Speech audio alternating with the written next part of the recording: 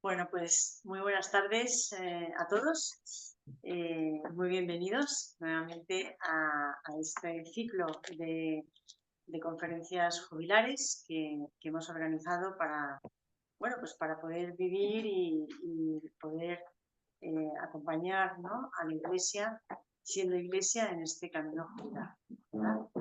Y bueno, hoy hemos hecho una pequeña modificación, ¿no?, dentro de la programación.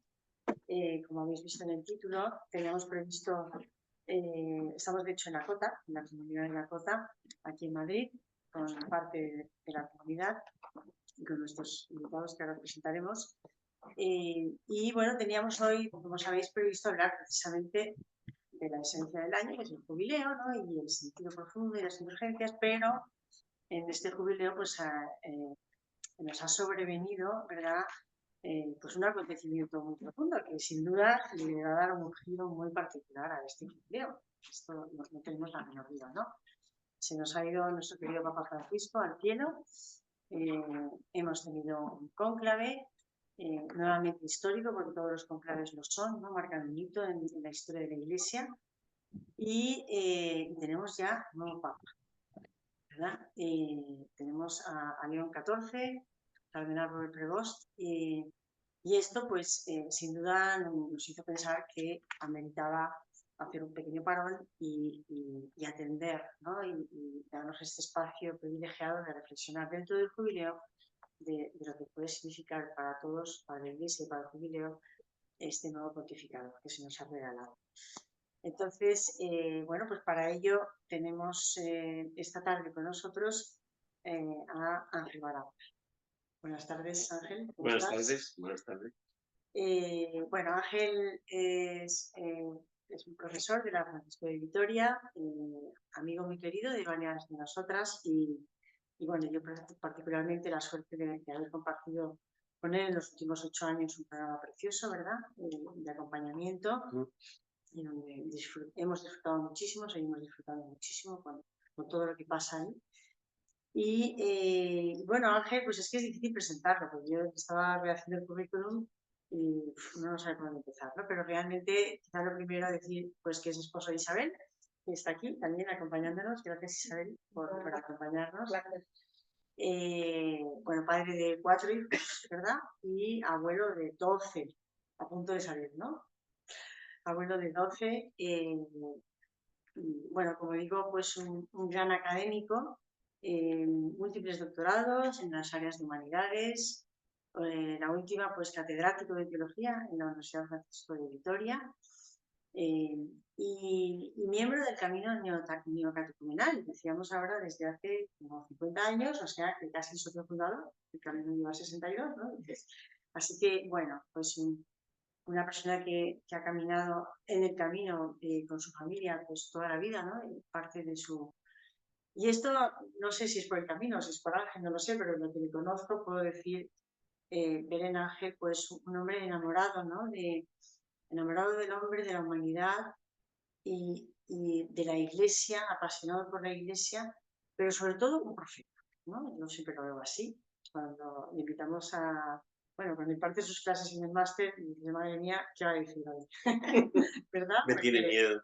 no tengo miedo, pero me encanta su libertad, ¿no? Es un hombre que, bueno, pues que un anunciador, ¿no?, de las grandes verdades de la persona humana, eh, y también un denunciador de todo aquello que la pueda reducir, de todo aquello que pueda envilecer, ¿no?, las grandes verdades del hombre, de la historia, de Dios, todo aquello que pueda rebajar, ¿no? Hay en su corazón un anhelo, un amor grande, ¿no?, por la verdad de las grandes verdades. Y esto yo es algo que aprendo profundamente y que siempre me enseña muchísimo de él, ¿no? Así que, bueno, pues tenemos la verdad, a un gran hombre, un gran amigo, que estamos seguros nos va a iluminar, a aportar muchísimo en este gran tema, ¿no?, de nuestro Papa, nuestro querido Papa León XIV. Ángel nos va a presentar algunas cuestiones y luego vamos a dejar un tiempo pues aquí con la comunidad abierto, ¿verdad?, para que cada quien pueda plantear cuestiones, ¿no? Pero bueno, Leo XIV ya se ha dicho tanto en tan poco tiempo, ¿verdad? Hay tantas preguntas que se podrían hacer. Sin duda el mundo, la prensa, pues ya obviamente especula de lo que dice y de lo que no dice, de lo que se pone y de lo que no se pone, ¿verdad? Que si es el papa de la síntesis, que si es el papa de la continuidad, que si es el papa de la unidad, que si es el papa de la paz, en fin. No sé, nos gustaría mucho en esta tarde, bueno, por iniciar esto, ¿no? ¿Quién es? ¿Quién es Robert Prevost? ¿Quién es León XIV? ¿No? Y luego, no sé, esto es algo muy personal, ¿no? Y te lanzo y luego ya tendremos más preguntas, pero pues no sé cómo situarnos, ¿no? Porque ciertamente la mirada del mundo, y más del mundo secular, sobre este evento, pues sabemos cómo es y desde dónde, ¿no? Enfoca, pero cómo situarnos, ¿no? Como creyentes, cómo ir formando en el corazón una mirada creyente hacia este pontificado que nos ha regalado el Espíritu Santo y cómo unirnos, ¿no? Cómo caminar, cómo alinearnos, cómo irse, ¿no? ¿Hacia dónde vamos? Entonces, ¿hacia dónde quieres tú en lo que has podido conocer, en lo que piensas, en lo que rezas, ¿no? ¿Hacia dónde vamos? ¿Hacia dónde el Espíritu Santo quiere llevar este pontificado, por lo tanto, a nosotros? Y cómo irnos ya situando, viviéndonos, discerniendo con el Papa y con la Iglesia para hacer juntos este camino. Así que, bueno, te lo lanzo abierto para iniciarnos en esta comprensión creyente de nuestro Papa y seguimos luego profundizando con más cuestiones. Adelante. Gracias. Yo es que creo que se ha dicho de todo y desde todos los puntos de vista y es un tema tan mediático que es como cuando no había salido elegido todavía y todo el mundo pronosticaba quién sería, quién dejaría de ser. Ahora todo el mundo especula, pero nadie sabe nada. Hasta que él no escriba algo en plan serio, como ha escrito todos los papas, encíclicas, cartas apostólicas, etcétera, no vamos a saber muy bien por dónde van los tiros. Lo que deja entrever es lo que lleva ya en el background de su propia biografía, y es que es un hombre misionero que tiene como prioridad la evangelización, la cercanía con la gente, que es un hombre comunitario, porque ser agustino imprime carácter, de hecho él quiere vivir en comunidad, es un hombre que ha captado que la pluralidad, que es riqueza en la Iglesia, que se expresa en que su reconocimiento de la sinodalidad, no como una cuestión política, sino como una cuestión eclesial, hay que llevarlo adelante y consolidarlo, que es más o menos lo que pasa siempre en la Iglesia, ¿no? Hay un papa innovador que provoca una revolución interna y luego viene otro y lo asienta y se compromete a llevarlo adelante aquello que suscitó el Espíritu Santo anterior a él. Y él yo creo que tiene la idea de la unidad en la cabeza, ¿no? De ponerse a dialogar con todo el mundo. El verbo que más he escuchado, de las pocas intervenciones que ha hecho todavía, y me las he leído todas, las homilías de no sé qué, la homilía a los periodistas, la palabra paz es la que dice todo el mundo, ¿no? Pero la palabra unidad la tiene metida en la cabeza, esa es la primera. Y la segunda, centrada en el verbo escuchar. Lo ha repetido decenas de veces. Para él es el centro de toda posibilidad de unidad y de comunión, aprender a escuchar. Y eso lo sabemos nosotros, ¿no? Lo difícil que es escuchar. En el acompañamiento es nuestro verbo de vanguardia, ¿no? De la bandera del acompañamiento. Si no sabes escuchar, no sabes discernir. Si no sabes discernir, no creas unidad. Y lo único que haces es pontificar y soltar rollos o decir cosas, ¿no? Que luego no tienen sustento, ¿no? Y se te ocurrió. Y lo dijiste porque pontificaste. Pero el que escucha se detiene, contempla, entiende dónde está el otro, se sitúa en su posición y luego él dicen que es firme tomando decisiones, que no se arredra ante nada. O sea que él, cuando lo ve claro, tiene esa capacidad, ¿no? De ser el mismo. O sea que eso que hablan de continuidad, discontinuidad, son palabras que utilizan los periodistas. ¿Qué va a hacer? No lo sabemos. Pero sí que entendemos que tiene un claro camino por recorrer que tiene que ver con el haber captado la necesidad que hay en el mundo de llevar a Jesucristo, de evangelizar, de recoger esas disensiones que no son reales, porque en la Iglesia no hay unas tendencias de ruptura como las presentan los periodistas. No sé quién decía que entre los cardenales las disensiones son minúsculas, ¿no? Son de grado más que de esencia, ¿no? Porque en el fondo todos aman a la Iglesia y todos vienen con una clara elección de Dios para el martirio, para decir aquello que hay que decir en un mundo en el que la Iglesia es contracultural. Y yo creo que esto lo tiene claro, ¿no? En ese sentido. Luego hay muchas cosas muy bonitas en torno a su biografía, ¿no? Porque es americano, pero y con una trayectoria intelectual interesantísima, porque es matemático, es filósofo, bueno, las cosas que ya sabéis todos, ¿no? Pero que de joven decida ser misionero e irse a Perú, incardinarse en Perú, vivir en Perú, realmente, o sea, pide la nacionalidad y se la dan, está enamorado de Perú. Y sé muchas cosas. Yo inmediatamente que le nombraron llamé a todos, porque yo en Perú desde el año 91 he ido todos mis veranos y mis vacaciones a dar clases a los seminarios de Ayacucho, de Arequipa, de Callao, conozco muy bien todo esto, ¿no? Y sé que él estaba de profesor en Trujillo y ahí hasta, estuvo ahí Pablo Domínguez también, en Piura, en un seminario interesantísimo diocesano y el Opus Dei también tiene ahí un centro. Ha sido profesor en todos estos sitios y tal. Todos me dicen lo mismo. Es súper prudente, sensato, no dice más que lo justo, no saca nunca jamás la lengua a paseo, piensa las cosas antes de decirlas decenas de veces y cuando dice algo, lo dice con determinación, o sea, es asertivo y tira para adelante. Entonces, tiene capacidad de decisión y tira para adelante, ¿no? Pero lo que todos han dicho en su vicepresidencia de la Conferencia Episcopal Peruana, que es un hombre conciliador, que ha sabido manejar un poquito las controversias que había dentro de la Conferencia Episcopal Peruana, que no voy a nombrarlas aquí, pero han sido muy interesantes. Un revival de la teología de la liberación, una cosa a Cipriani, que era el cardenal presidente, un montón de cosas que han pasado. Y él ha templado muy bien en su función, ¿no? Y los que le conocen bien, y algunos de los que él conoce bien, yo le conozco también, dicen que es un hombre no de consenso en el sentido de fácil conciliador y que se queda con todo, sino de que sabe escuchar y sabe decidir, ¿no?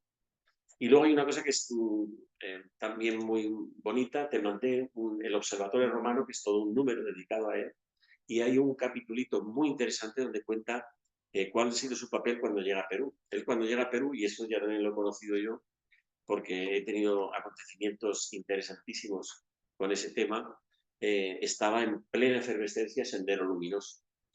Y él es un hombre que ha denunciado tanto a los revolucionarios de Sendero Luminoso, que eran, pues eso, terrorismo contra el Estado, como al Estado que ejercía, o los paramilitares que ejercían también su revancha contra el mundo del terrorismo de Sendero Luminoso. Y él ha estado en los dos lados, llamando a la paz y a la reconciliación y llamando a la conversión a unos y a otros. Y siempre al lado de los pobres, ¿no? En el sentido de defenderlos, ¿no? Entonces, sabéis que el fenómeno migratorio dentro de Perú, huyendo de Sendero Luminoso, es lo que provocó el aluvión de pueblos jóvenes en las zonas de la costa de Lima, que se extiende 100 kilómetros, Lima por 60, todo lleno de chabolas, de esteras, porque allí no llueve nunca por la corriente de Humboldt y por lo tanto se puede poner una estera uno con 4 piedras y ya está. Él ha vivido allí, ha estado con esta gente que huía del Sendero Luminoso y se instalaba allí, en ese desierto de Lima, ¿no?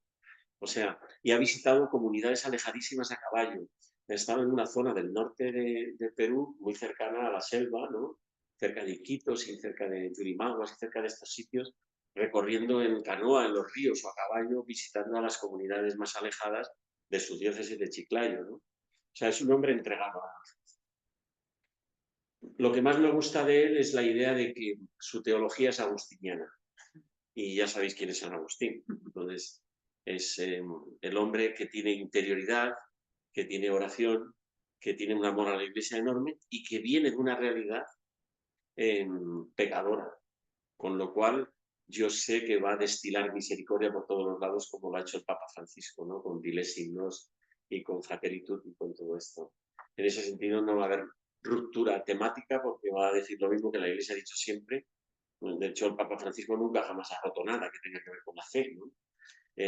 Pues él lo va a enfatizar, porque lo agustiniano tiene que ver con esto, con el corazón, con la intimidad con Dios, con la misericordia, con el pecador, con el recoger los platos rotos, ¿no?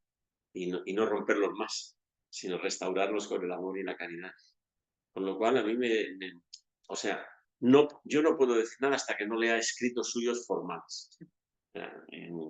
Porque si no es todo bla, bla, bla. Es especulaciones sobre una palabra.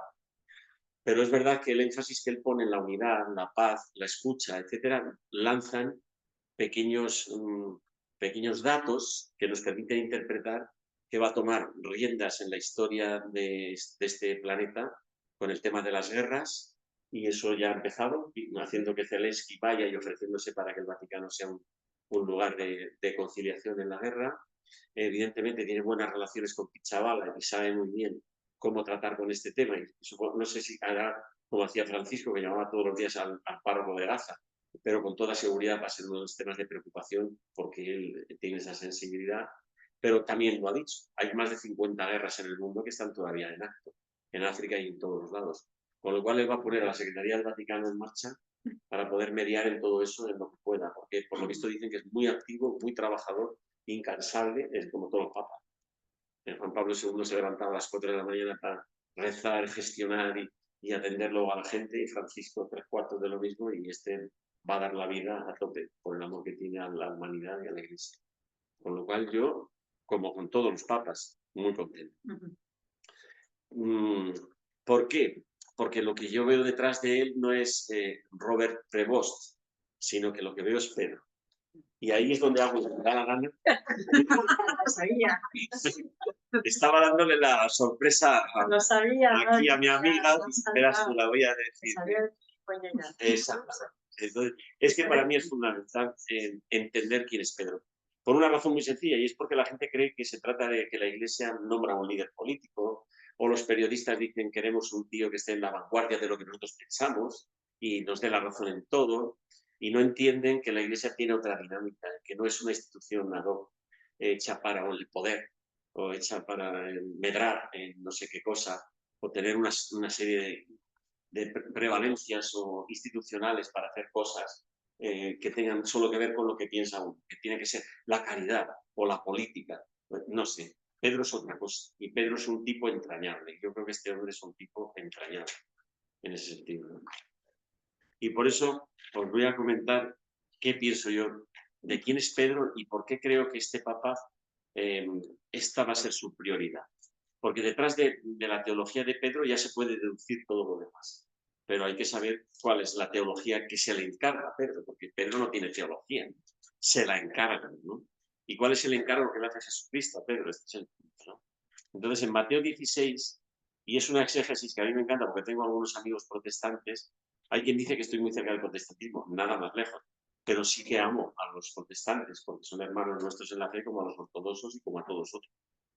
Pero los protestantes este pasaje no lo interpretan, yo creo, como deberían de interpretar. Y es que estamos hablando de que Jesucristo es judío y que Pedro es judío y que lo que está proponiéndole es una real continuidad con el sacerdocio judío, pero dándole una nueva connotación. Entonces, este pasaje es fundamental entenderlo. Os pongo en contexto. En el Evangelio de San Mateo, en el capítulo siguiente al capítulo 16, que es el 17, empieza diciendo, sí, después del 16 va el 17, esa era para... dice, 6 días después, tomó Jesús consigo a Pedro, a Santiago y a su hermano Juan y se los llevó aparte a un monte muy alto. La transfiguración, el monte Tabor, ¿no? La transfiguración es una fiesta judía.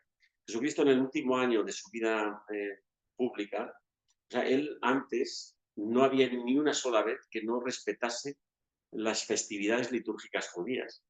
Y iba, como todos los judíos, a Jerusalén a celebrar las fiestas de Sukkot, que son las fiestas de los tabernáculos, las fiestas de las tiendas, iba a celebrar el Yom Kippur, iba a celebrar la Pascua, etcétera, como buen judío.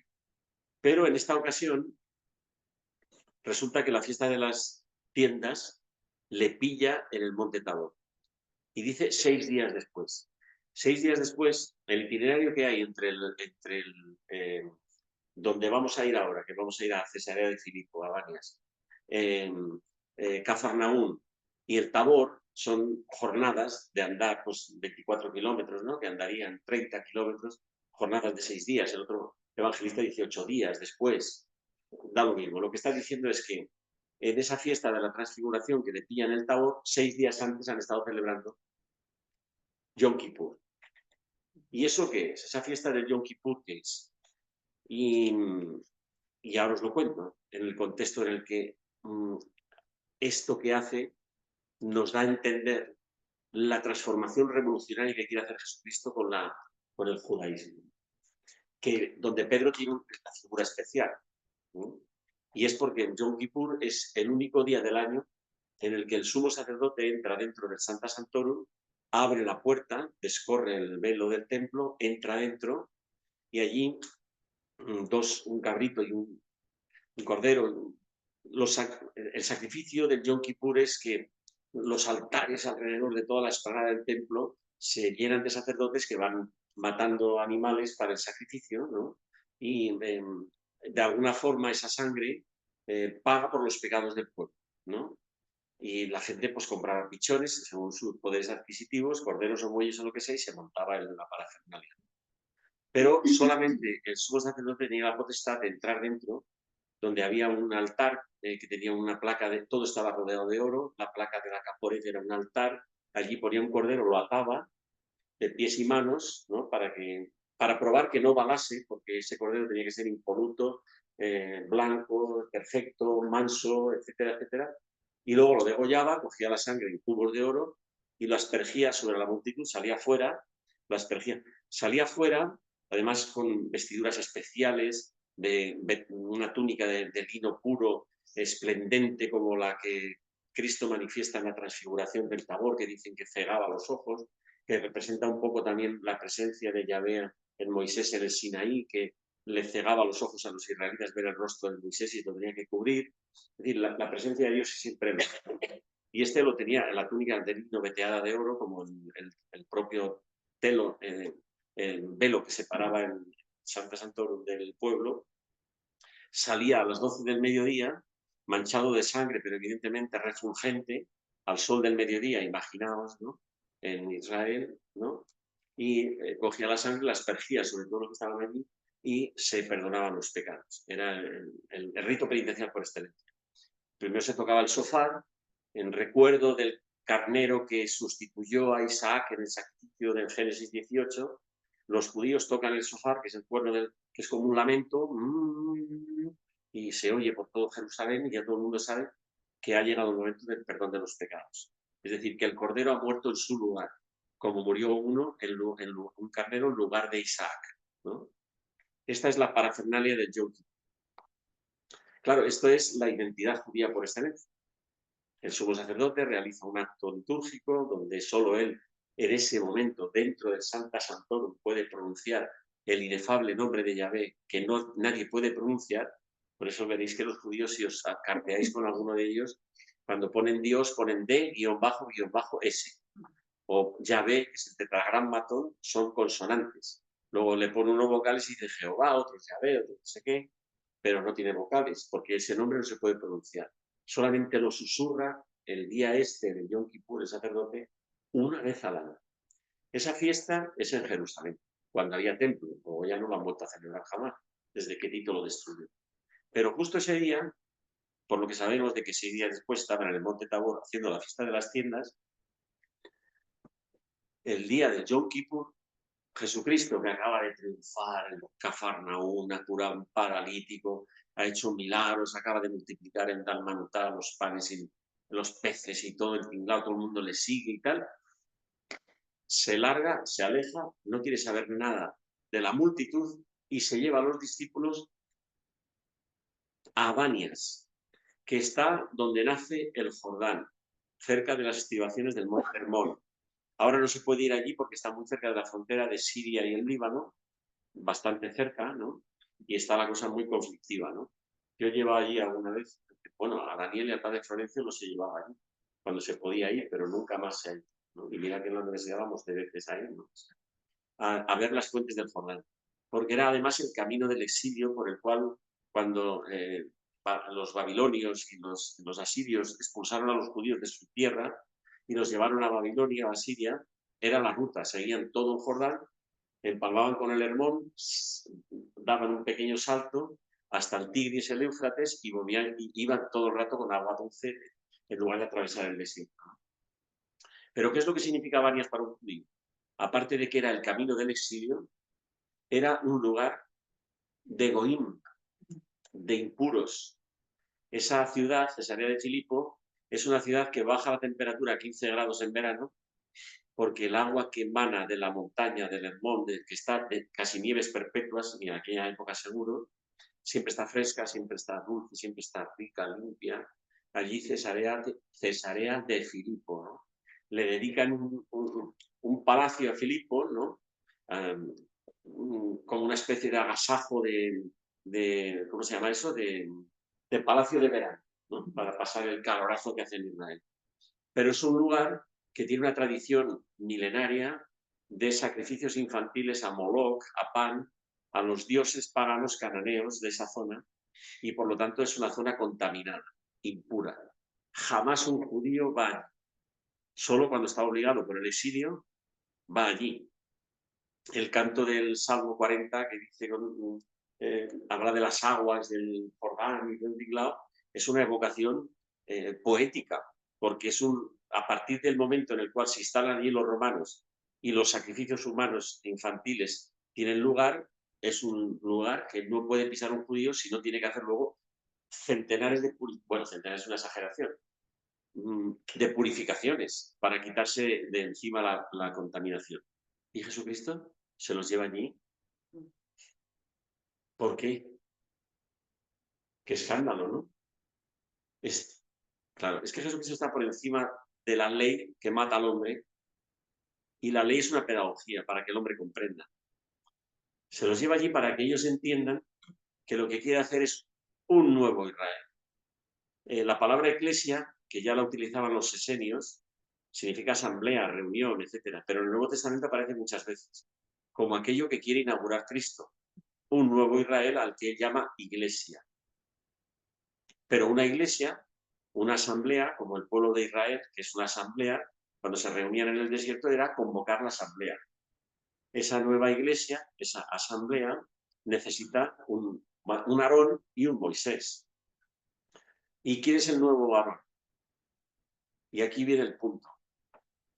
Si este es un nuevo modo de ser judío, que supera la etnia, que supera la ley, que pasa por encima del protocolo farisaico y se pone en riesgo, ¿no?, de que todos los que van con él, los discípulos, son judíos y van a ser contaminados, se fían de él porque algo va a pasar ahí que es importante. ¿Y eso que va a pasar ahí qué es? Y entonces aquí viene el juego importantísimo del lenguaje, porque Jesucristo evidentemente sabe cómo utilizar el lenguaje. Y en un contexto en el que se movía él, trabajando en Séforis con su padre, un tal griego, latín y de todo, tendría que saber, parte de arameo, evidentemente, que es su lengua materna. Fijaros cómo juega con el lenguaje, que es muy importante. Os leo el pasaje y os digo qué significa fe en Pedro y en su primado. Porque eso es lo que quiere hacer Jesucristo, que tengamos fe en Pedro, porque él delega en él, a su iglesia, y en su primacía.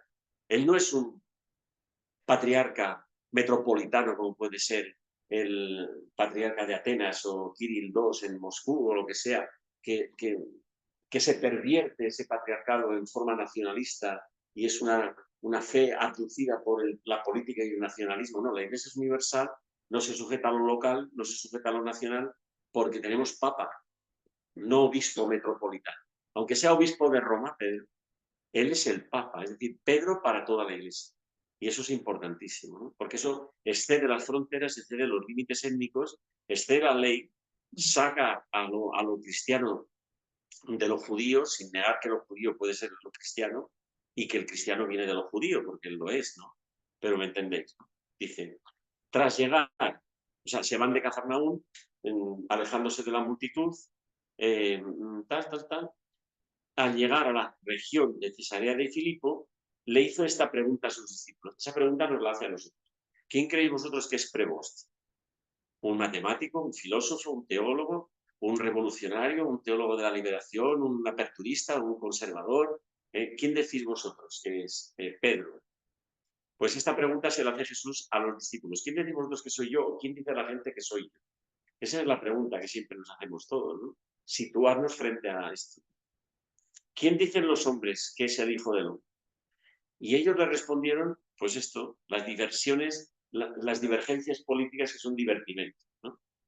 Para periodistas. Pues unos dicen que Juan el Bautista, dice, otros que Elías, otros que Jeremías o uno de los profetas. O sea, vete a pasar, cualquier cosa, ¿no? Él les preguntó, pero vosotros, ¿quién decís que soy yo? No lo que dice la gente. ¿Eh? Y Simón Pedro, como eres arrebatado, contestó rápidamente, tú eres el Cristo, el Hijo de Dios vivo. Jesucristo se deja alucinado, en shock. Dice, este pecador bruto dice que yo soy el Hijo de Dios vivo. Eso es una blasfemia para un judío. Decir que un hombre es el Hijo de Dios vivo es una blasfemia. O sea, eso lo oye el Sanedrín y pueden matar a Pedro en el instante, que es la ley, lo que lo dice. Qué burrado, ¿no? Se queda alucinado y todavía es más desconcertante. Bienaventurado eres, Simón, hijo de Jonás. Pero bueno, pero hijo de Jonás, Simón, ¿a qué se refiere? Y Jean Galot, que es un dominico maravilloso que se ha dedicado toda su vida a dejarse las pestañas estudiando en la tierra el quinto evangelio que llama, nos remite que este Simón de Jonás,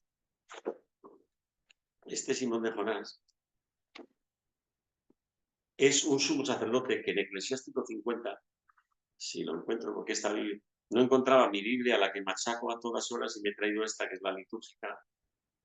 A ver si lo encuentro. Eclesiástico 50. Eclesiástico 50.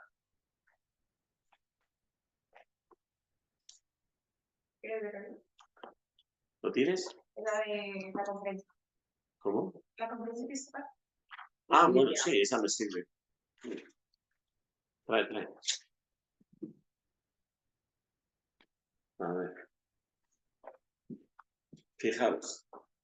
Eclesiástico 50. Simón, el sumo, estamos hablando del siglo II antes de Cristo, más o menos. Siglo II antes de Cristo. Simón, el sumo sacerdote, hijo de Jonás, en su vida reparó el templo. En sus días fortificó el santuario. Puso los cimientos de doble altura, un alto contrafuerte de la cerca del templo. Excavó el depósito del agua, un estanque tan ancho como el mar. Es muy importante el agua porque, claro, ese día de Yom Kippur cuenta Flavio Josefo que quemaban en holocausto tantos animales que el cielo de Jerusalén se volvía negro, no se podía respirar ni se veía uno a medio metro. Y para limpiar la explanada tenían que traer agua en cubos los esclavos para mezclada con sangre, dejarlo todo impoluto para el día siguiente. Con lo cual, el agua era muy importante. Y en Siloé había un manantial que todavía pues, sigue vivo, que es agua subyacente, agua subterránea, que venía... Jerusalén está rodeada de torrentes, ¿no? El Tiropeón, el Cedrón, etcétera, que llevan agua subterránea, ¿no? Un estanque hizo tan ancho como el mar.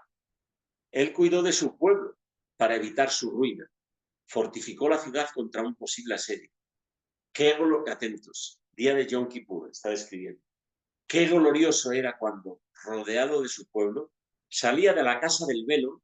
La casa del velo es el Santa Santoro, descorría el velo, ¿no? El velo del santuario que se rasga cuando Cristo muere, se refiere a que ya no hay Santa Santorum, que Cristo ha hecho que lo santo sea todo santo, no haya sagrado y profano, porque ha roto el velo del santuario, ya no entra el sumo sacerdote solo él, el día de Yom Kippur, sino que todos podemos entrar en el corazón de Cristo, el Santa Santorum, o el corazón de Dios. Cuando salía de la casa del velo, como un lucero del alba, en la descripción que yo os he hecho de la túnica esplendente, ¿no?, de lino, como un lucero del alba en medio de las nubes, como en la transfiguración del monte Tabor, o como Moisés en el Sinaí, como la luna en su plenilunio, como el sol refulgente sobre el templo del Altísimo, como el arco iris brillando entre nubes de gloria, como rosal florecido en primavera, como lirio junto a un manantial, como cedro del Líbano en verano, como fuego e incienso en el incensario. Fijaros qué ensalzamiento de la belleza y del esplendente y refulgente vestido que exhibía este hombre, ¿no? Como vaso de oro macizo, adornado con toda clase de piedras preciosas, el efod de Aarón, que se ponía un pecho de oro y plata con piedras preciosas, ¿no?, para entrar al arca de la alianza, para entrar dentro de San Santuario. Como olivo cargado de frutos, como ciprés erguido hasta las nubes, cuando se ponía la vestidura de gala sacerdotal y se colocaba sus elegantes ornamentos, cuando subía hacia el altar sagrado y llenaba de gloria el recinto del santuario, cuando recibía las porciones de las víctimas de manos de los sacerdotes, y él mismo de pie junto al fuego del altar, rodeado de una corona de hermanos, como retoños de cedro del Líbano, como tallos de palmera engarzados, repartía los trozos de los animales que mataban, los descuartizaban y repartían a todos los sacerdotes esa comida sagrada, y compartían esa comida sagrada. Bien. Todos los hijos de Aarón en su esplendor, con la ofrenda de todos los sacerdotes de la tribu de Leví, con la ofrenda del Señor en sus manos, el trocito de carne que les había dado Simón de Jonás, estaban en presencia de toda la asamblea de Israel mientras cumplía su servicio secreto en el altar, preparando la ofrenda del Altísimo Todopoderoso. Tomaba en su mano la copa, hacía la libazón de vino, lo derramaba al pie del altar en la capote de oro, como aroma suave para el Altísimo Rey del universo. Y entonces los hijos de Aarón prorrumpían en gritos, tocaban las trompetas de metal batido, hacían oír su sonido imponente como memorial delante del Altísimo. Y de repente todo el pueblo en masa caía rostro en tierra para adorar al Señor su Dios y recibir el perdón del Altísimo. Esta descripción es el rito, ¿no?, espectacular. O sea, que Cristo está diciendo, te voy a hacer que tú seas Simón de Jonás. Y lo que retrata, lo que está en la mente, en la memoria de todo el pueblo de Israel y de estos que están aquí, de los discípulos, es que tú eres este. ¿Eh?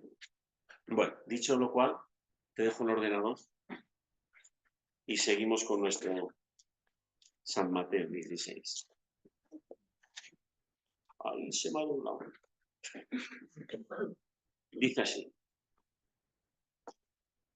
Entonces, bienaventurado eres Simón de Jonás, porque no te ha revelado esto ni la carne ni la sangre, sino mi Padre que está en los cielos. Y yo a mi vez te digo, y aquí viene el juego de palabras, a mi vez te digo que tú eres Pedro, Petrus, piedra, ya le vuelvo a cambiar el nombre otra vez, Simón, Pedro, y atención, porque claro, este evangelio, Mateo, está escrito en griego, y piedra en griego es Kefas, que también es cabeza. Fijaros la doble semántica.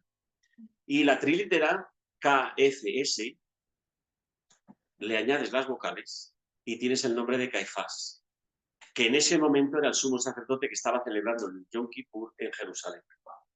Luego, ¿qué está haciendo Cristo? Diciendo, te he traído a Banias porque esta nueva iglesia, que es el nuevo Israel, de un nuevo sacerdote, del cual tú eres cabeza, Petrus, Kefas, Caifás, te voy a nombrar, es la iglesia. ¿Para quién? Para todo el mundo. Por eso la iglesia es universal, no es étnica, ni es local, porque se los lleva a los límites de Israel, donde solo los goín viven, los gentiles, los paganos, los que no pertenecen étnicamente al pueblo de Israel, sino que son gentiles. Para ellos, una nueva asamblea, un nuevo pueblo, un nuevo sacerdote, un nuevo pueblo sacerdotal sin templo, porque es cualquier sitio. Están en Banias, donde el agua dulce del Jordán nace en cataratas preciosas, el sitio es espectacular, mi mujer también ha estado, y algún día ojalá que acabe la guerra y pueda llevaros a vosotras, que es lo que le he dicho a Maleni desde hace 10 años y a esta señora, y no hemos podido ir todavía. Pero dice, yo a mi vez te digo que tú eres Pedro y que sobre esta piedra edificaré mi iglesia de nuevo, y las puertas del Hades no prevalecerán contra ella. ¿Mm? O sea, que el infierno no va a poder tener poder sobre la Shekinah de Dios, que baja en gloria sobre esa asamblea. Sobre esa asamblea, por eso el Apocalipsis dirá que ya no hay templo, sino que son las piedras de ese templo nuevo, los santos, que es presidido por la luz cuya lámpara es el Cordero. Pero son los santos, no hay piedras ya en la Nueva Jerusalén, porque ya no hay templo. Por eso el cristiano puede celebrar la Eucaristía aquí. Aunque no tengamos reliquias de santos, esto puede ser un altar muy digno con 4 velas, porque es el sacerdote el que hace que esto adquiera un lugar glorioso, ¿no? Donde Dios se hace presente. Y a ti te trae, atento, las llaves del reino de los cielos. Las llaves del reino de los cielos es porque Santa Santume está cerrado con llaves, puertas de cedro y oro, y habría que abrirlos con llave para entrar dentro, porque no podía entrar cualquiera. Luego él es el que puede abrir las puertas de la gloria para que la gloria salga afuera y nos posea, ¿no?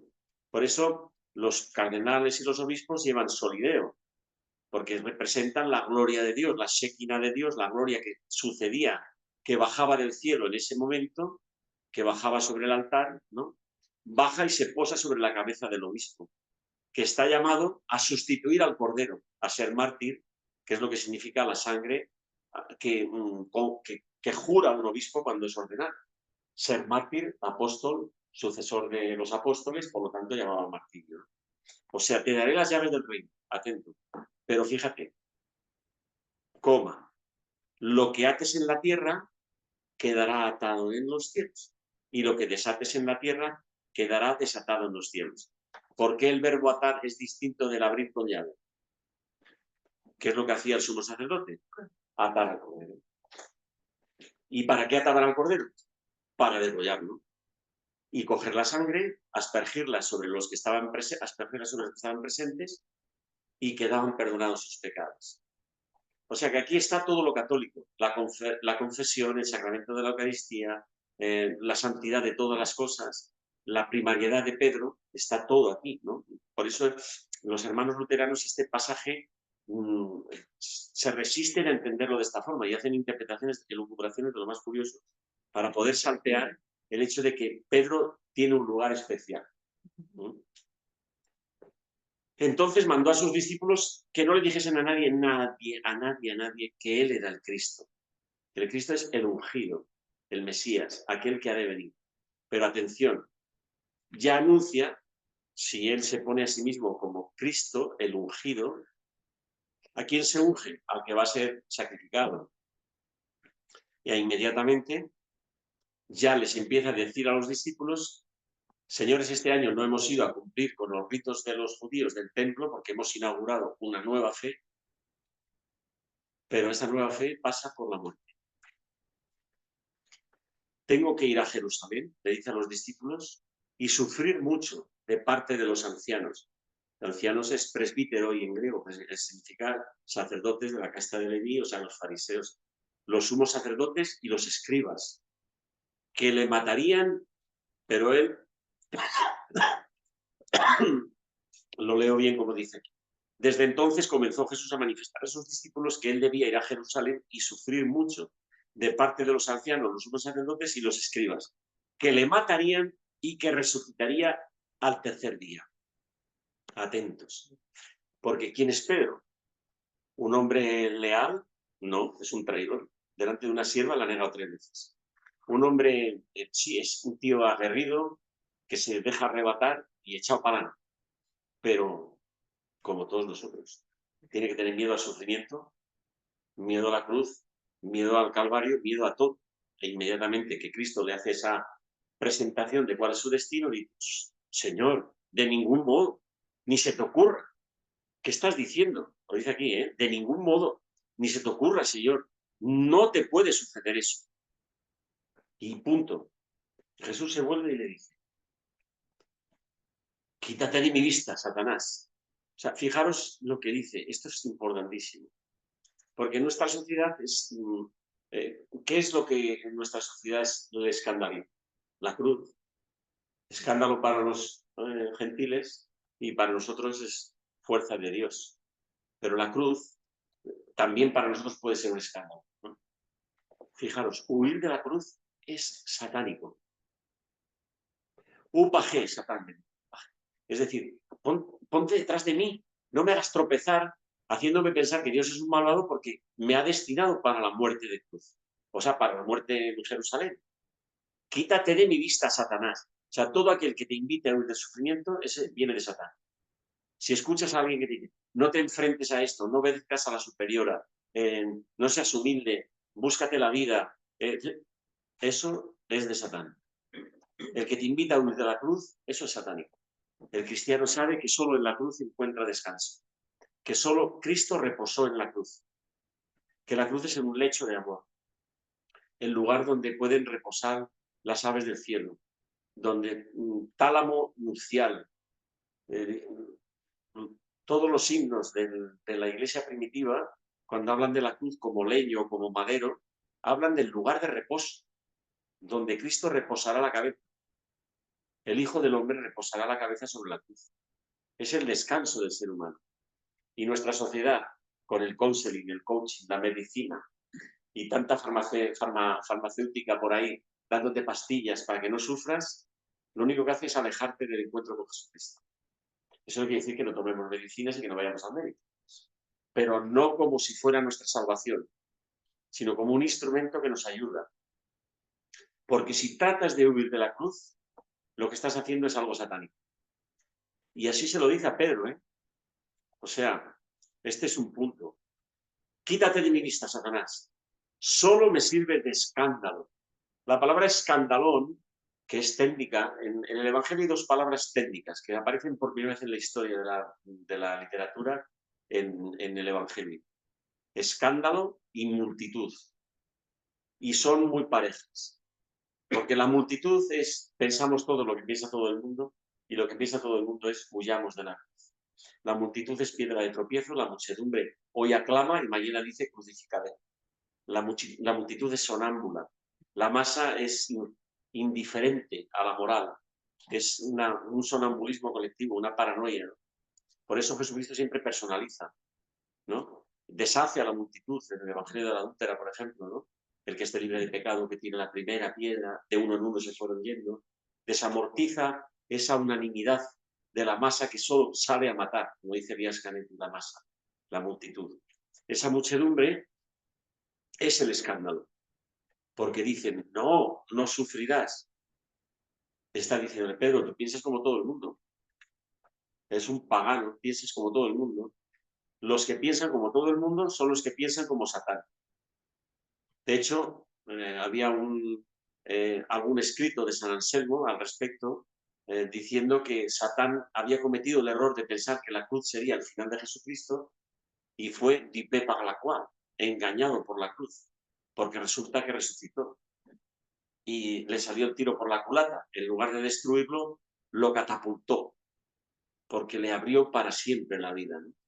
Entonces, el tema es que para nosotros la cruz es un escándalo, es el acabose, es el final, pero sin es al revés, es el tal. Por eso, un papa, bueno, y luego viene ya todo el discurso este de cuáles son las condiciones para seguir a Jesucristo, ¿no?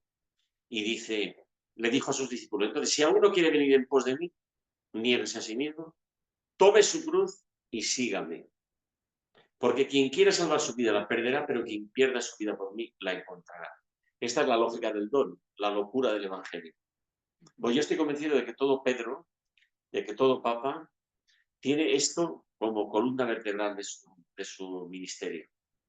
Porque ya ha vendido a la casa en Chicago, ya sabe que no va a volver jamás, ya sabe que le van a enterrar, no se sabe en qué lugar de Roma, ya sabe que va a ser maltratado, perseguido, malinterpretado, vejado, humillado, y para unos será escándalo y para otros una bendición, ya sabe que ha sido puesto en el candelero para ser malo.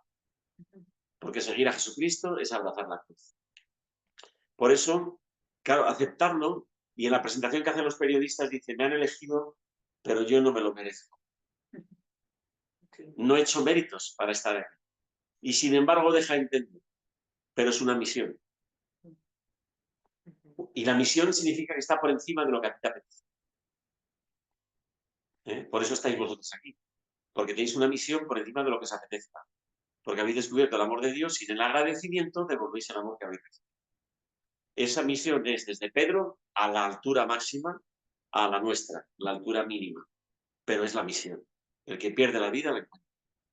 Y el que la busca ni tiene la suya ni encuentra la de Cristo, porque siempre es desasosiego, tensión, querer caer bien. Yo creo que uno de los grandes pecados medio oculto, al menos mío, que yo tengo es querer siempre caer bien a todo el mundo, menos a Cecilia. Con ella tengo mucha libertad y con Valeria. Bueno, y con mi mujer, que no me pasa una. Pero con el rector siempre digo lo que quiere oír. O sea, ¿entendéis lo que es la debilidad, la vanidad, el querer siempre caer bien? ¿No? Es un pecado gravísimo. No ser libre para decir las cosas. Bueno, pues esto es lo que hay. La invitación a la conversión es que el papel de la misión que le toca a este hombre es decir la verdad, caiga el que caiga. Porque es lo que hace Jesucristo. O sea, Pedro no es una persona más. Una vez que es investido del báculo de Pedro, es Jesucristo, o el que le representa. Y por lo tanto su destino es el mismo. ¿Y cuál es el destino de Cristo? Decir la verdad.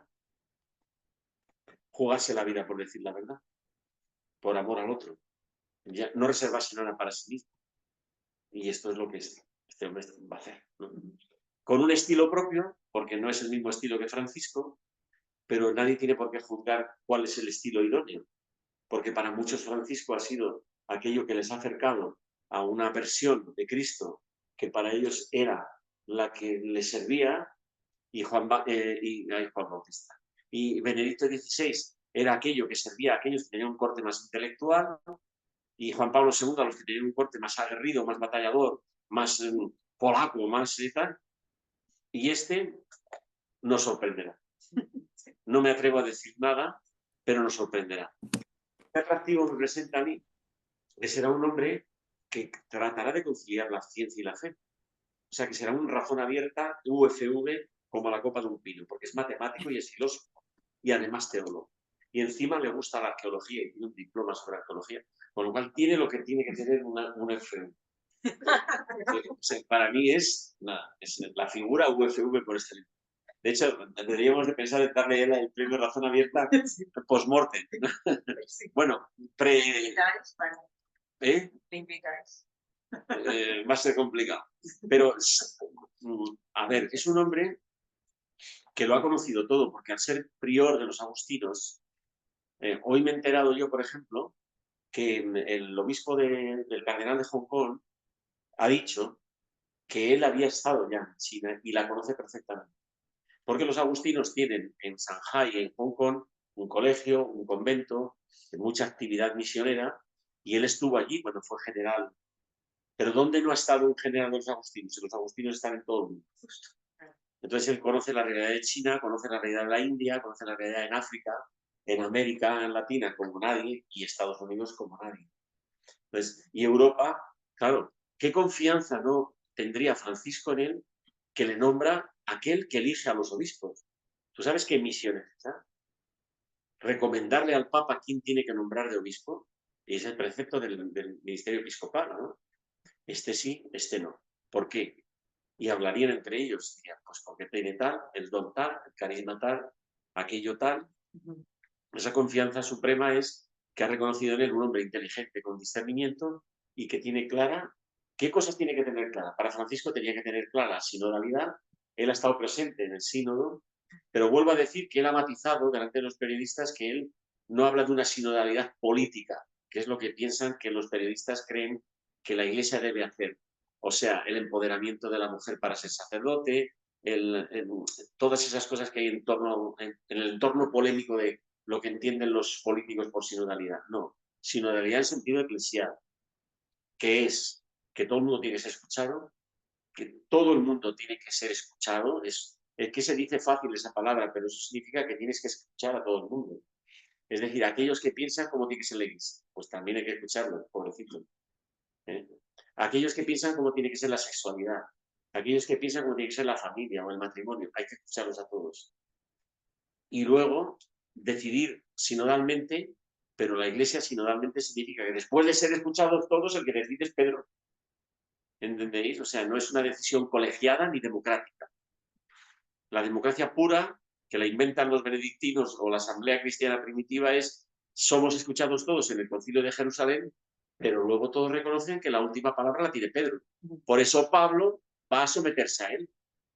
Dice, oye, yo estoy evangelizando a los gentiles y vengo a que me des permiso, porque yo creo que es a ello a lo que nos... O sea que Pedro aquí en este pasaje de Cesarea de Filipos no se había enterado todavía, o tenía miedo de que hubiera que extender la evangelización a los gentiles. En el fondo, por la presión que sobre él ejercía en la responsabilidad que le encomendaba a Jesucristo como nuevo sumo sacerdote. Pero Pablo le convence y dice, ¿no te das cuenta de que? Y por eso toda esa cosa que le pasa en la casa de Cornelio de los Hechos de los Apóstoles es tan importante, ¿no? De que le baja en una tela carne impura y le dice, come. Pero hombre, come. Y obedece, ¿no? Esa es importantísima, entonces. Y luego la otra cosa, ¿no? O sea, y para mí es muy importante esto, verás. De nuevo recurro a la escritura. Pero vamos luego a ver si Prevost va por ahí. Pobre, lo que estaba sufriendo, Cecilia. ¿Por qué se encuentra Jesús? Ya, estás acostumbrada a su ciclo. Y el otro día yo en el pie estaba todo nervioso y diciendo, a ver si se va a dormir y puedo decir lo que me da la gana. Pero no se iba. Y ahí, al final te fuiste y ya dije lo que me dio la gana. Te enteras porque es que es mi espía. ¿Por qué me parece que es tan importante el pasaje del primado de Pedro? Y se llama así en el Evangelio. Jesucristo se encuentra con Pedro en el primado de Pedro. ¿Primado de Pedro? Un diálogo. Se le aparece, está allí haciendo en las brasas un pescadito, el otro no sé qué, toda esa historia la conocéis, no os voy a... Pero hay un comentario de Benedicto XVI que es maravilloso. Y este es el punto. Porque cuando entra en diálogo Cristo con él, en un principio le pregunta a Pedro, ¿me amas? Lo va a hacer 3 veces porque quiere refrendar que le ama, ¿no? Él, no Pedro a él, sino de él a Pedro, porque 3 veces le ha negado delante de una sierva en la casa de Cleofás. Pero el verbo que utiliza es distinto. Uno es agapeo, y para un sutil teólogo como Benedicto XVI no pasa desapercibido que no es lo mismo decir Pedro agapeo a Pedro fileo. Nosotros leemos el Evangelio y dices, Pedro me amas, Pedro me amas, Pedro me quieres, y dices, bueno, ni siquiera nos damos cuenta de que ha rebajado el nivel de la petición. Porque querer y amar, para nosotros no hay mucha diferencia semántica, ¿no? Pero para un griego no. Agapeo es un verbo que significa entrega total. O sea, descuartizarte para que el otro te coma. Está dentro del paradigma, hay un verbo que significa partirse, ¿no? ¿Qué es lo que hace Jesucristo para ser identificado? Partirse y darse a comer. Partirse y darse a comer, ¿no? Entonces, ¿tú estás dispuesto a entregar tu vida por mí, a descuartizarte, a partirte en trozos por mí? Y Pedro, en un principio, pero como ya es humilde, claro, ¿cuál es el punto para que uno pueda ser padre? Yo estoy convencido de que este hombre ha tenido que pecar mucho. Para poder tener misericordia hace falta ser muy pecador. Y es una lógica evangélica. Mucho quiere aquel que se le ha perdonado mucho. O sea, mucho ama aquel al que mucho se le ha perdonado. Por eso las prostitutas nos precederán en el reino de los cielos si se encuentran con el amor de Dios. Porque al que mucho se le ha perdonado, mucho amor mostrará. Y estoy convencido de que si es Pedro, ha pasado por esto con toda seguridad. ¿Hasta qué punto yo amo a Jesucristo? Y tendría que decir, no te quiero. Realmente no te quiero. O sea, te he traicionado delante de una sierva. Soy un pobre desgraciado. Jesucristo va rebajando la pretensión. Dice, pero ¿aceptaría ser mi amigo? Fileo. Ahí está dispuesto Pedro a decir que sí, pero porque ya es consciente de su debilidad. Dice, claro, tú lo pones todo. Entonces sí, adelante con los... Porque como tú lo pones todo, adelante. No tengo ningún inconveniente a que tú me elijas a mí. Y este diálogo es muy importante para un agustino, porque San Agustín, cuando habla de la Iglesia, está teniendo como el background de que Pedro es un pecador, pero ha sido elegido. Porque uno no es elegido por sus virtudes, sino por sus defectos. Dios elige. ¿Es verdad o no? Que Dios elige a lo que no vale para confundir a lo que vale. O me estoy inventando el Evangelio. O eso está en el Evangelio. Que Dios elige a lo que no vale para confundir a lo que vale. Pues San Agustín lo tenía tan claro porque como él tenía un hijo natural y había tenido una historia muy rocambolesca de juventud y entra, fijaros que el Papa tiene este Prevost en su cruz pontificia, tiene 3 reliquias. Una que le regaló el actual general de los agustinos, que es de un huesecito de San Agustín y otro de Santa Mónica, otro en el lado izquierdo de un mártir de la Guerra Civil Española, que era obispo, y otro de un mártir de la Revolución Francesa, que era un cura maravilloso. Pero Santa Mónica y San Agustín están ahí, en presencia viva. Y San Agustín, que es un hombre que viene de la misericordia, y no viene ahora a recordar todas las frases que todos sabéis que son ya mantras tópicos del agustinismo, pero hay una cosa que sí que es bueno recordar, aparte de todas las que él dice, ¿no? De misericordia mía, misericordia. Bien, todo el final. ¿Sabéis cuál? La iglesia es casta meretrix. En latín queda muy bonito, qué bonito, casta meretrix. Pero traducido en el castellano llano es...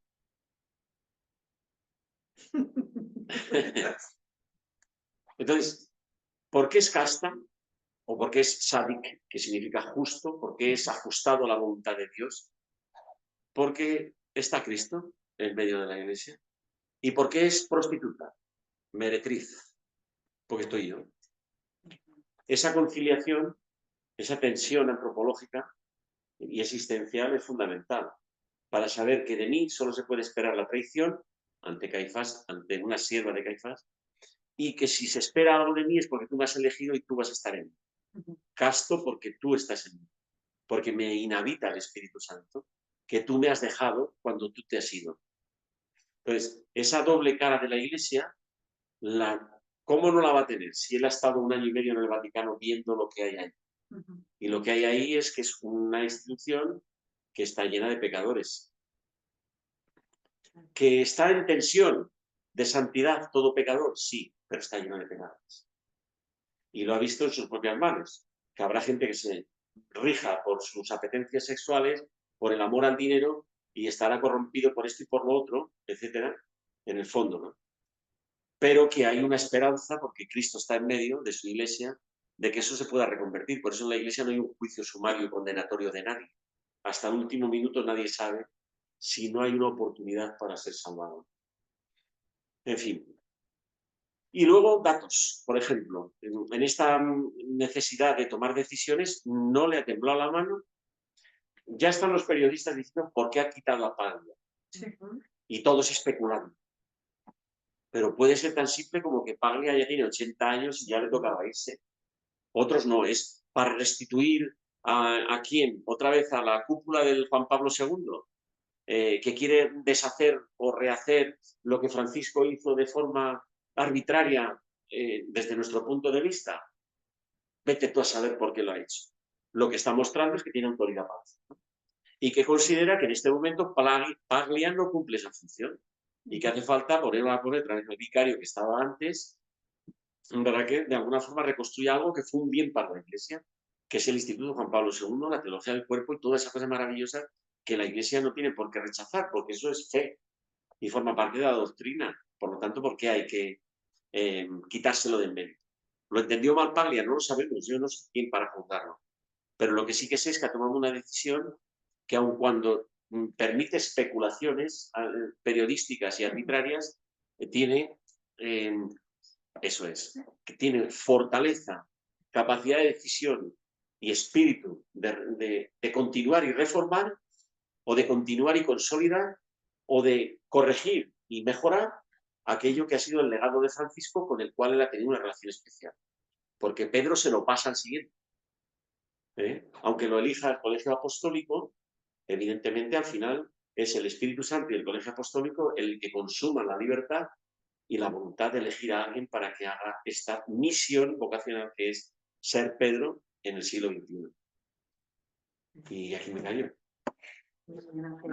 Gracias. No sé si hay alguna pregunta. ¿Tenemos tiempo para una pregunta todavía?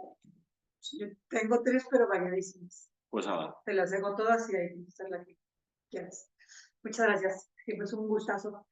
La primera es, a mí no es que me haya extrañado, pero sí me ha sorprendido la relevancia de todo el hecho del conclave. O sea, no recuerdo si ha sido así anteriormente. También es verdad que la sociedad ha cambiado y tal, pero que de hecho, o sea, fue portada de los periódicos más importantes, es noticia, y incluso en un medio mexicano bastante woke, ¿no? Me llamó mucho la atención que el medio defendía porque era importante saber cuál era el proceso y quién era el Papa, porque no hay ningún líder tan importante para los derechos humanos como el Papa, aunque para ellos significa otra cosa, para el mundo lo que significa es un defensor de mi impacto un montón. Pero hay algo que me hace como o sea, no me convence, o sea, algo dentro me cuadra que no va por ahí el razonamiento, como de vamos a aprovechar que está de moda y dices, no, porque vuelve a ser un paradigma mundano, pero el hecho es que el mundo entero volvió a ver el balcón. Eso a mí me da vértigo. Entonces eso, no sé si tienes algo pensado, reflexionado, porque superó por mucho el mundo católico. Esto fue un suceso mundial, ¿no? Entonces, una pregunta. La segunda es, ya te había escuchado antes en casa y también con el podcast, lo de Cesarea Filipo, y no sé, también tú con tu experiencia como catequista, ¿por qué le tenemos tanto miedo a lo impuro, como lo de los paganos que nos ensucian, y no le tenemos miedo a otras impurezas gravísimas, ¿no? Como el rencor, la dureza de juicio, la falta de misericordia, pero si es esos otros paganos que nos ensucian, o sea, me quedé desde aquella vez que te escuché en el retiro, ¿no? Pensando por qué, o sea, por qué el primado, o sea, por qué elegir a Pedro en un lugar así. Tiene que incluir más mensaje que, o sea, porque hasta que tú lo explicaste, yo lo he leído y le paso por encima al lugar, no significaba nada, ¿no? Ahora es como de pensar Ibiza en el peor de sus momentos, o sea, en lugar de pecado y perdición, y ahí, no sé, me intuyo por ahí algo, pero no lo alcanzo a mirar. Y la tercera, que tampoco tiene nada que ver, es si tú sabes por qué se plantearon elegir al primer sucesor de Pedro. O sea, ¿cómo sabían ellos que tenía que haber una sucesión? Porque dice, claro, tú eres Pedro, pero no dice, tú eres Pedro, después de ti todos serán Pedros. No. O sea, cuando la iglesia supo que había que haber tenía que tener una sucesión apostólica. Eso lo reconocen los propios discípulos, los propios apóstoles. Si Jesucristo ha destacado a Pedro, significa que la continuidad tiene que ser.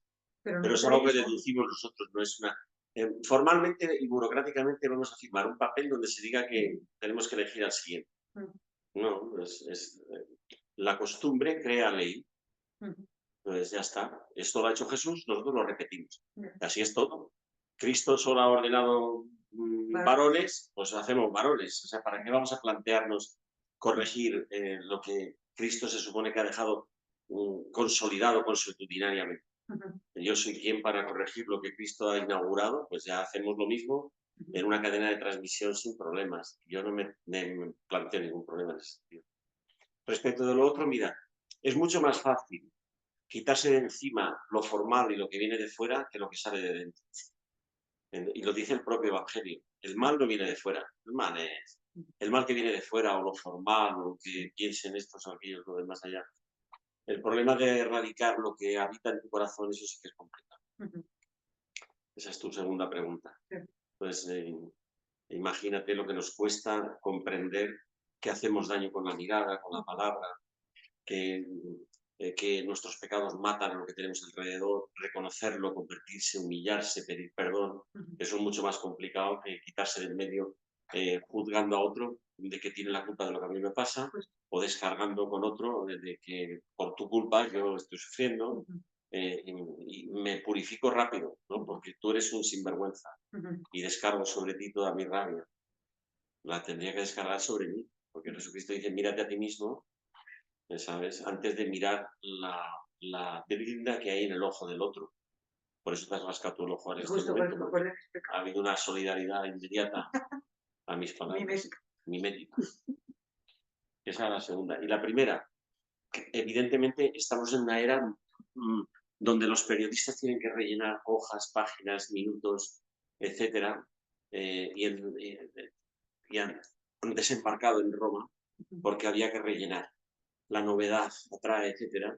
y lo mediático vende y llena espacios y tal, y luego todo el ritual de la iglesia es tan espectacular, tan bonito, tan bello, tan original y tan único en el mundo entero, que es como, no sé, es que cómo me voy a enajenar de esto, ¿no? Tengo que estar siendo testigo de ello. Y la facilidad que te ponen las televisiones, las redes sociales, los medios, etcétera, hacen que todo se multiplique por 1000, ¿no? Antes era una radio la que decía vemos papan, luego una televisión en un solo programa vemos papan, y ahora son cientos de miles de periodistas, de televisiones de todo el mundo. Y luego, respecto a lo que llamas tú católico, yo ahí tengo mis reservas. Es decir, que somos 1.400 millones. Vamos a ver, yo creo que católicos somos unos cuantos. Benedicto XVI decía que lo que salvará a la Iglesia no es el monto total de la cultura católica, eso se llama cristiandad, eso ya pasa a la historia. Lo que es católico es una minoría creativa, una comunidad como la vuestra que hace presentar a Jesucristo, una comunidad como la mía, que hace un matrimonio como el mío, que hace un celibato como el vuestro, que hace presentar a Jesucristo. Discretamente, con sencillez, ofreciéndose sin imponerse y concitando, yo quiero ser como vosotros, o quiero vivir como vosotros. Eso es lo católico, y eso es una minoría, absolutamente. Todo lo demás es cultural. Entonces a mí no me atrae nada el que sea relevante la elección de un papa porque detrás de él haya 1.400 millones de personas. Y yo te digo que de los 1.400 millones de personas, pues hay 1.399 millones de personas que viven al margen de la fe católica y se llaman católicos y están bautizados. A lo mejor exagero, pero si no hay hipérbole no me entendéis, ¿no? Pero absolutamente. Y por eso hay tanta controversia de que la Iglesia se adapte a mí en lugar de adaptarme yo al Evangelio. Entonces, si yo me divorcio, hay que justificarlo. Si yo soy trans, hay que justificarlo y la Iglesia lo tiene que refrendar. Si yo tal, tiene que adaptarse a mí. Si la Iglesia se adapta a los tiempos, desaparece, se convierte en una ONG o en una basurilla más de la oferta del mercado. Entonces, el tema es tú convertirte en otro Cristo, que es a lo que estamos llamados. Yo, sí, en tu debilidad, ser otro Cristo para otro. En el momento en que te lo pidan. Luego estarás lleno de contradicciones, tu libertad será un caos, te tendrás que confesar y levantarte y hacer penitencia porque eres un desastre y un antitestimonio, pero como nosotros creemos en el perdón, en la regeneración del bautismo y en volver a empezar otra vez por el amor de Dios infinito, pues, ¿sabes? Nos vamos levantando. Pecamos 7 veces, nos levantamos otras 7. ¿Es así? ¿Sí? Esta vez me he equivocado. No lo sé. Entonces, ya está. Las 3. Gracias, Ángel. No sé si hay alguna cuestión más que queramos aprovechar. Yo he oído también que ha elegido a Cardenal Sara como uno de sus íntimos y de hecho como un embajador de confianza para enviarlo a, bueno, no sé si es un secretario de Estado o qué, pero A mí me ha llamado la atención ese acto maravilloso de misericordia, sí. porque como le han machacado tanto, llamándole de todo, todo el mundo, diciendo, no, es que la Iglesia caben todos.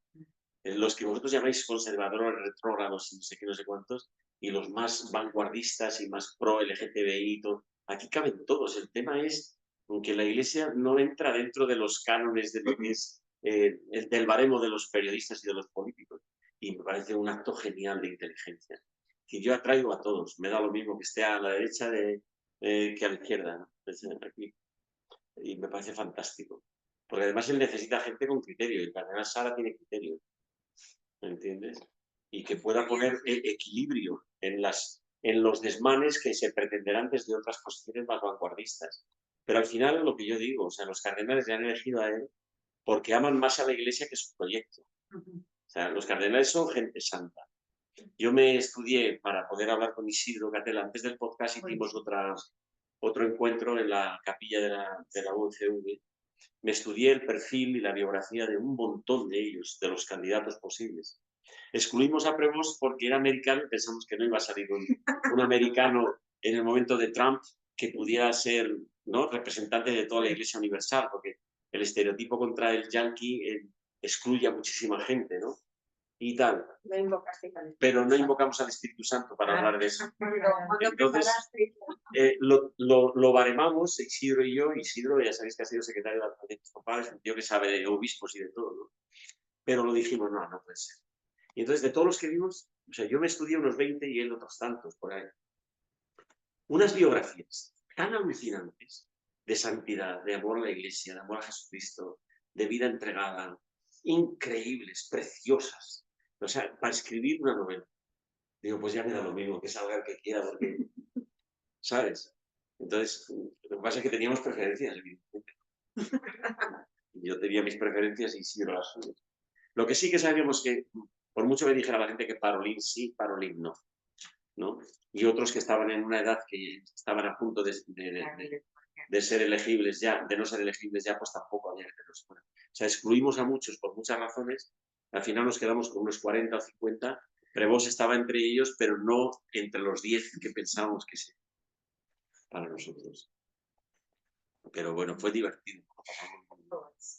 Sí. Muy bien, pues gracias Ángel por este tiempo. Gracias por pues, llevarnos a contemplar, ¿no? El lugar donde hay que mirar, quizá para situarse adecuadamente, ¿no? En este momento, pues efectivamente pues tenemos que acompañarle, seguirle, ¿no? Como nuestro pontífice y esperar.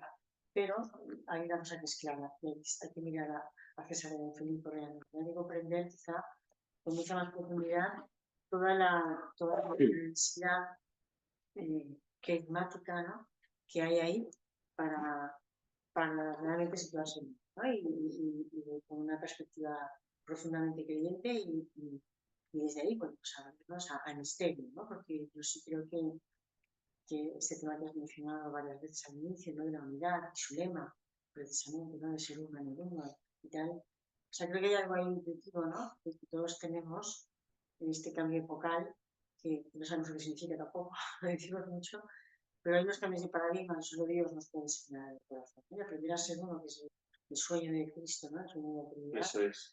Pues, ¿qué lo puede hacer entender nadie, ¿no? Sin embargo, entrar por ahí desde la fe, desde ese mandato, ¿no? Que trino, desde esa institución de Jesús, de Cristo, pues abrirnos, ¿no? En no saber ni entender cómo vamos a ser uno si nos peleamos todo el día.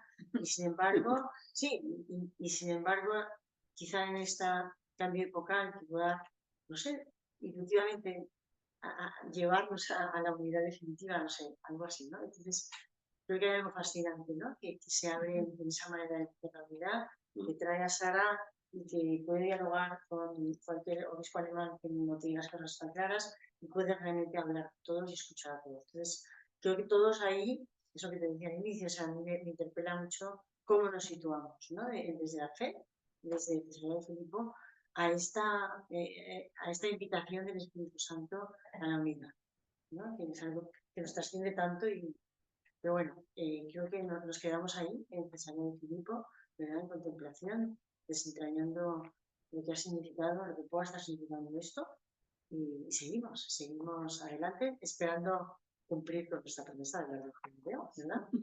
Sí, esa me encanta porque esa es judaísmo en estado puro. Exactamente. Es tradición levítica, y eso hay que... Muy bien, ya nos veremos en, no sé si aquí o en la UNF, ¿verdad? Pero bueno, gracias de corazón, gracias a los dos y seguimos con nuestros colegas.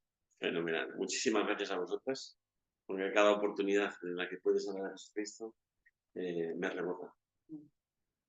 Porque necesitamos convertirnos todos los días, ¿verdad?